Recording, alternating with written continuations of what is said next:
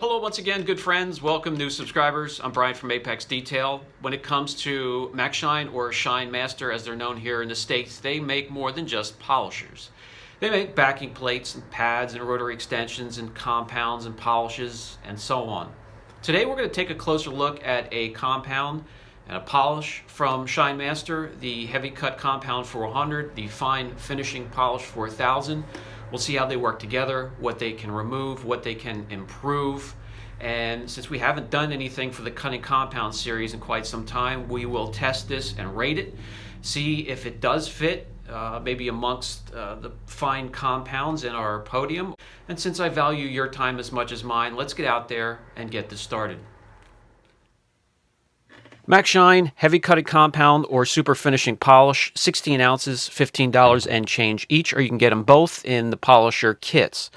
The Super Micro Abrasive technology for the cutting compound, low dusting, no silicone.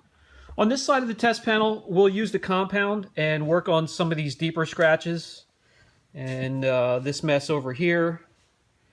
On this side of the panel, we just have finer abrasions, a little bit of swirling, hazing. We'll demonstrate with the polish on this side. Little test area is masked off with a lot of those imperfections inside. We'll put a little bit of the compound on the panel, spread it out, and you'll get to see some of the abrasives.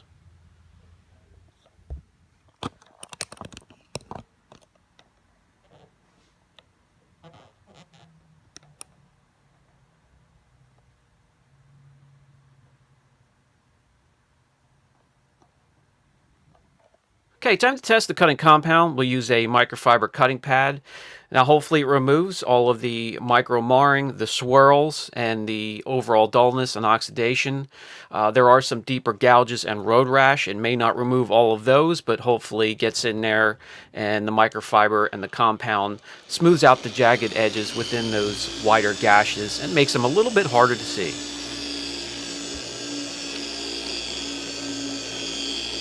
We're going to see what we can remove in one crisscross pattern. The polisher will be set on the 3rd speed setting. I normally keep mine around there. The trade-off from getting a little bit more cut and cranking up that polisher is not worth the price of spiking the temperature in that little area that you're working. I have mentioned in past videos, but we'll quick revisit here while I'm running the polisher. The panel is room temperature, but our test area, we're spiking temperatures. We want to keep that within 20 degrees of the rest of the panel. And now we'll cut down on stress on all the layers of the primer, base coat, and clear coat from heating up, contorting, and expanding in different ways. If you pay no regards to that, you could have failure down the road, so keep the temperatures down. You can control that in many ways. You can use lower speed settings on your polisher. You can keep yourself from applying a ton of pressure. You could use something like the Lake Country hybrid wool foam pads, which get a lot of airflow through and will keep the temperature down in that area. So as I bring in close, no dusting whatsoever. We have very light residue. You could have worked it for a long period of time. User-friendly, the residue is, again, light and very easy to remove, both in cooler and spiking temperatures, in the shade, in the sunlight. And when it comes to cut exactly what I expected, remove the swirls, micro-marring, oxidation, overall dullness, and did a great job in rounding out the valleys and the peaks of those gouges and scratches, and just makes them overall harder to see, which is our goal.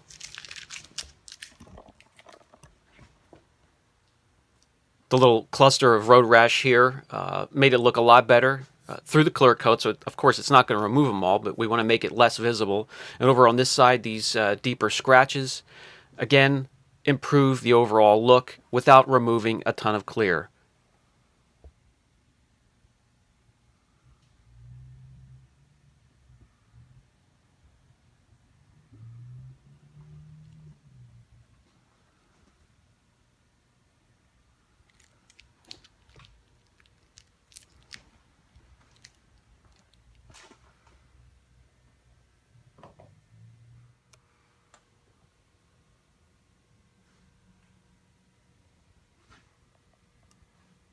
All right, that was the Compound 400. Let's take a look at the Finishing Polish 4000. I have another area masked off. We have that divided into two sections. We'll try two different pads, experiment, see what combination would be best. I'm going to go to my favorite, the Euro pad, the 50/50 pad. We'll put it on a 15 millimeter throw, and we'll see what we can do in just one pass, crisscross pattern. Again, keeping the speed down, pressure down, and arm movement, correction speed.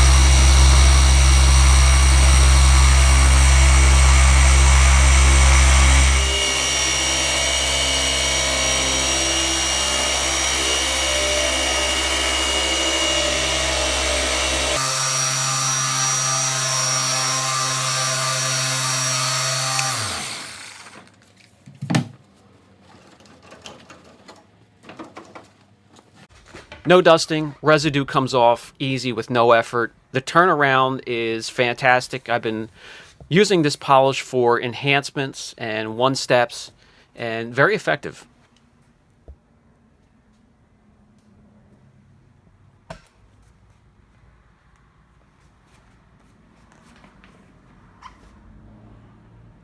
And you can use something even less aggressive with this foam finishing pad and still be successful. Let me demonstrate for you here real quick.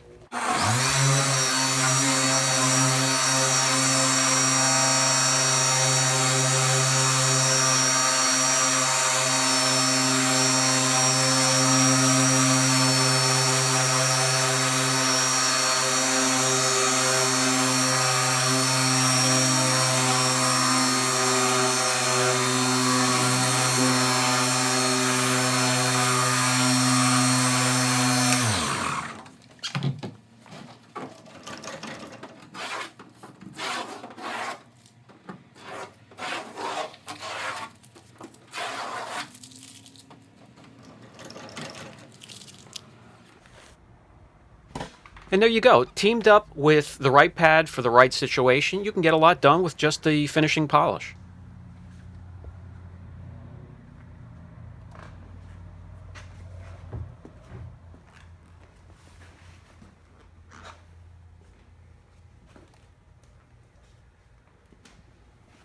Okay, so that's the polish. Let's get back to the compound. Before we put it away, those of you that follow the channel know what this is.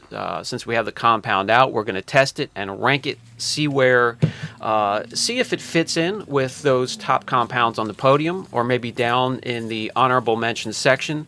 So we have 5 sections that will be scuffed with different grit sandpaper. We'll remove the masking tape and we'll take a trip down and back with the same polisher and pad we always use, and we'll see how it performs. If you remember, the top compounds, especially those on the podium, will just burn right through most of the sections through the 1000 grit, but then finally fail in the 800 grit section. There are some compounds out there that'll take care of that. And here are my top 3, the Sonax, Angel Wax, and 3D ACA, with Wizards being the biggest surprise so far. And here's the combination we're going to use, as usual, the constant in the testing, the pad, and the polisher.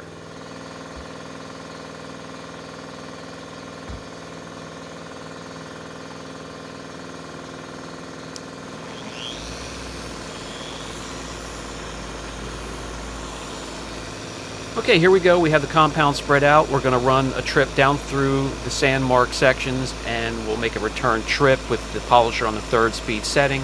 Hardly any pressure down on the polisher. I just have my thumb on top. I'm guiding it back and forth, and the arm speed will be correction speed. 1 inch every second or 2. The testing has been accurate and pretty much up there with the way they perform in real-world work here at the shop.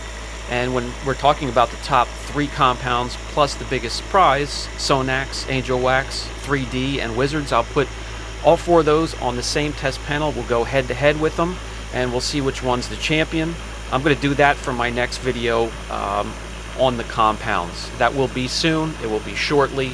And then after that, if we have any big surprises that are released, any really good compounds, we'll put all 3 up there again, and we'll see how it stacks up against them all.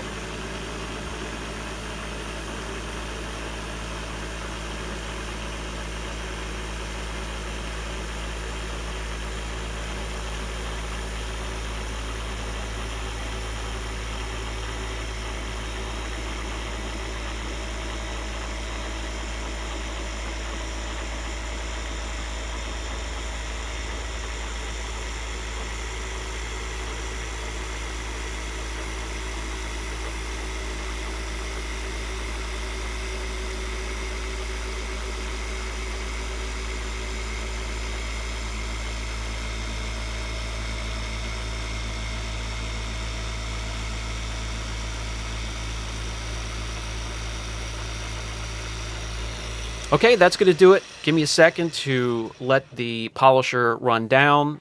Never pick up the polisher while it's still rotating and oscillating. It's harder on your pads and the polisher. And when I bring you in closer, you can see, indeed, no dusting. The residue's light. You could have worked this for quite some time. It has a long open or cycle time to it.